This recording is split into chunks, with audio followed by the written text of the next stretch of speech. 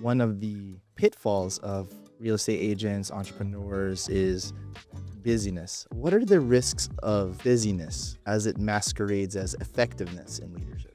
Looking at your weekly schedule and the things you write down that are you need to get done, you need to get accomplished. I know there have absolutely been weeks that I have been, man, I did some stuff this week. I feel good.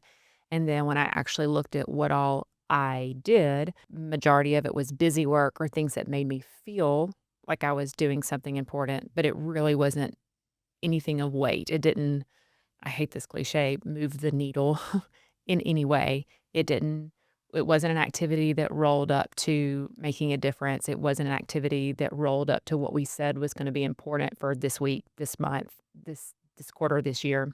It wasn't something that rolled up into letting me be a better version of myself. It was just a busy activity. There are some people in the world that will make a to-do list and then will add stuff to the to-do list later so that they can scratch it off. I identify sometimes as one of those people. Same. But if that type of a thing probably was just something that made me feel good about scratching it off the list. It wasn't actually something that Wasn't even on the list. mattered in the whole grand scheme of things. You know, you as the leader, it's really, really important for you to stay focused and for you to help the people that you lead to cut through the noise or take really, really complex things and make them really, really simple so everybody can stay on the same page. I used to get a lot of flack because whenever we would start the meeting, we would all repeat like what the goal was for the year. We want to do this by this by this. And I'd get a lot of eye rolls. I'd get a lot of, "Ugh, why are we doing this?" Or na na na na na. But there was never any gray area about like, what are we doing? Why are we here? How does this that I'm doing every day in marketing? How does this that I'm doing as an office admin? What is this that I'm doing in relocation? What am I doing that rolls up to that goal? It was really, really clear the direction we were going. A real estate company could be there to help buyers and sellers move into properties. Another real estate company might choose that their vision is to help small businesses, help entrepreneurs be successful, help people buy and sell houses. That's just giving you two different examples of maybe some thought leadership from a company standpoint. The leader running that company then says, okay, how do we act as a company that helps buyers and sellers find house? How do we as a company act? What do we do that helps small businesses and entrepreneurs help people buy and sell houses? Okay. And so from there, then you go, okay, so in order, we're going to measure success by helping small businesses help buyers and sellers buy houses. We're going to measure success by we want to have 1,000 listings this month. We want to have 2,500 listings this year, whatever the number is. And then every department after that, everybody on the team knows what they need to do or can help think about and be intentional about what they're doing that helps equal 2,500 listings Mm. this year, 1,000 listings this month, whatever it is that you're rolling up to.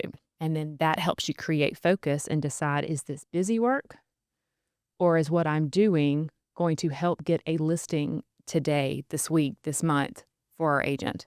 Is this busy work or is this activity something that's going to help our entrepreneurs work with buyers and sellers to get a listing this week, this day, this month? And so that can kind of be the litmus test of busy work, intentional activity. The busy work needs to get done. Sure. What do you do with that? I'm a huge fan of having like a Focus Friday or a Momentum Monday, in where you time block or you batch all of those busy work activities into one day, one half of a day, depending on your workflow or your work schedule. And then you have the remaining 4 to 5 days a week to put all of your energy into those activities that roll up to getting a listing. At the time that we're shooting this, I'm having a lot of conversations with agents about business planning and what they want to do for the year.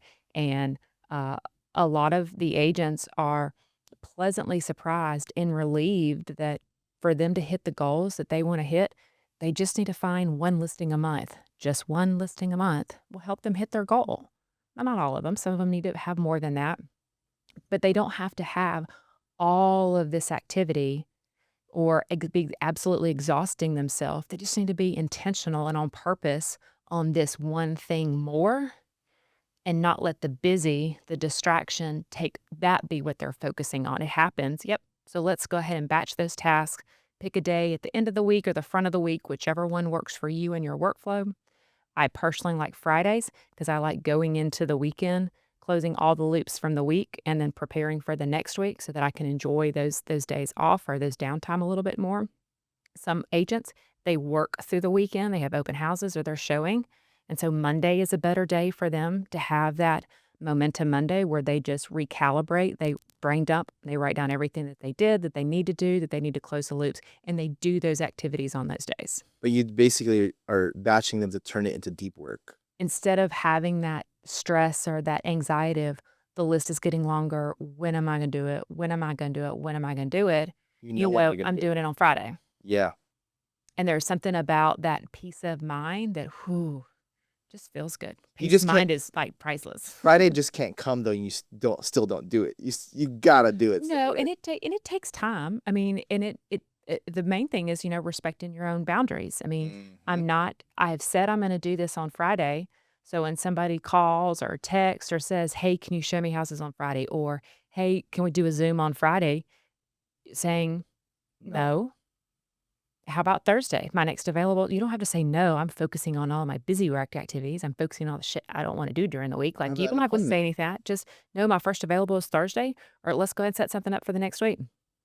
And you and I have talked before about how the pressure, for some reason, I put on myself for when to finish something by the end of the week. Like, next week is just fine.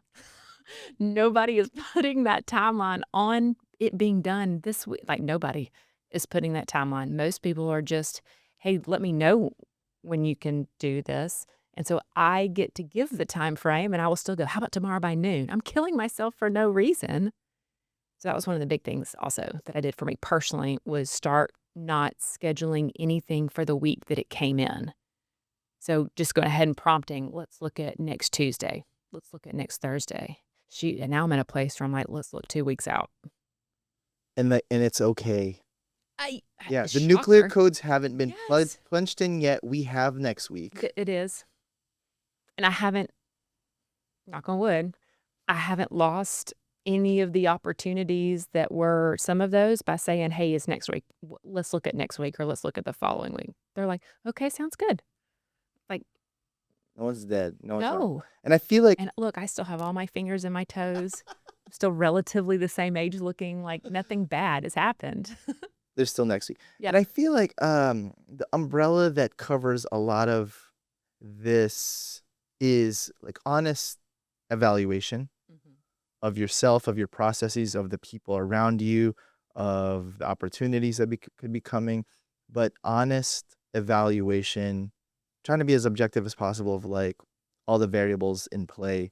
How can leaders create an environment where, evaluating these successes, these processes, all the misses maybe, the priorities, it's normal instead of it being like a reactive or a defensive moment. I think that honest evaluation starts with show me your calendar. If you're just not keeping up with where you're spending your time or how you're spending your time, either print out a paper calendar so that you can mark it off and color it off, or put it in the calendar on your phone, whichever, and start looking at where you're spending your time, how you're spending your time, and do that for 2 weeks because one week can be an anomaly. Hmm. Feelings and reality sometimes are not aligned. And so, in order to get a baseline of, am I doing, it feels like I'm doing a lot of busy work. Am I? Or I'm not getting any listings. I'm not having anybody call me. Like it starts with, let's just start an awareness piece to become aware of where am I? What is the baseline? So it starts with you becoming aware of how you're spending your time or becoming aware of what activities you are doing. So if you're not comfortable, printing out a paper calendar or keeping up with a digital calendar, you could start a list on Monday.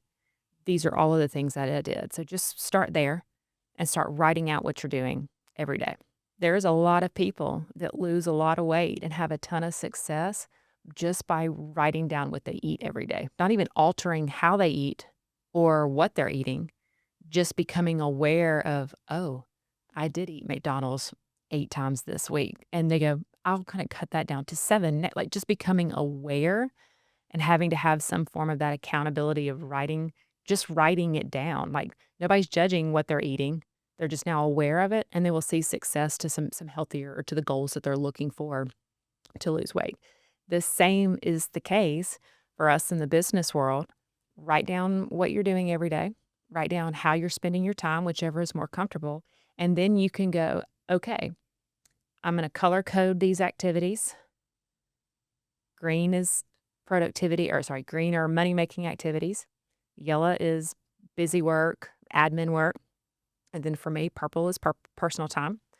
I'm one of those people where, my relationship with Trace, my relationship with Major is important to me. And so I do need to put it on the calendar so it stays focused as something that I want to continue to have in importance. You hear people talking about, wanting date nights and stuff like that. Same thing with your spouse or you're with your children. Like that's important to me to have those relationships. And if I don't make that intentional, then it'll quickly go where I'm not doing anything to foster those relationships.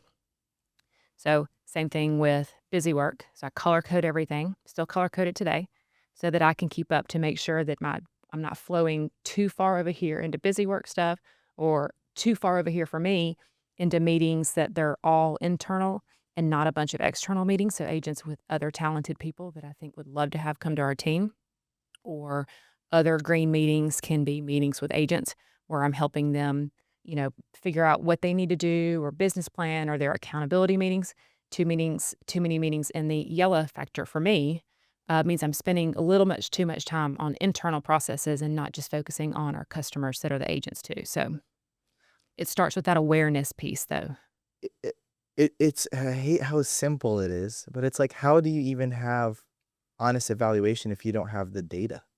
And it sounds like really that's what you're saying. It's like, get the data first. Like, what does your day even look like? Well, and don't be embarrassed with what your Yeah, data is. Like, there's just nothing wrong with that. data's data. It is, and I might want to be a perfect Mardi Gras bead of yellow, green, and purple, and you might want yours to just be green and purple for 3 weeks. Sure. It's your choice. It's your business. You decide. But But unless that's you just, know, but unless you know, and it's your choice, and you get to choose what you want that to look like in your direction.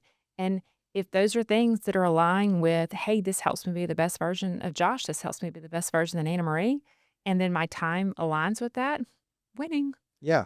Because I feel like we're too close to ourselves, right? To have a proper understanding of how well we're doing at something or how bad we're doing. But like you're saying, just write it out. Don't judge yourself as you're getting the data. Then we can move forward, because now we can actually look back and see like, what are the adjustments that need to be made. But until you have the set, But I will even say that you're not even judging yourself. You're Mm. comparing yourself to what you see somebody else do, and then trying to go, oh, I am not, You're or just I hurting am feelings more. on your own podcast, Hannah. What the hell? Well, I'm talking, hey, That's mirror, real. looking in the mirror right here. I will Mm. go, oh no, I am not doing well because the measuring stick is something that I don't even know what they're trying to do. Where did that come from? Yeah, Yeah. but I'm just comparing and not going. This week, I said I wanted to spend more time, and having a strong relationship with my son and my husband is important to me. And this week, we had 8 activities that rolled up to that being important because I said that was important. That is success. I had no green time on that calendar, not even looking at yellow time on that calendar. I was focused on purple time this week, and I did that, and But we you all can had a great time. but you can look back now and say that, like, yeah, you did that because you can see, like, you have the data to show that Yeah. I was making a intentional play towards that. Right. But Yeah. if I'm going to start comparing myself, Yep. I'm going to look at every other person on Instagram that's at my level and going, oh, they had 87 agent meetings this week. And I was like, I didn't only had 3, but that wasn't But my that wasn't focus this week. that So wasn't why the am I dub. comparing myself? I need to be comparing myself saying, this is important to me. And this is how I'm going to map my week out Mm. because those things are important to me.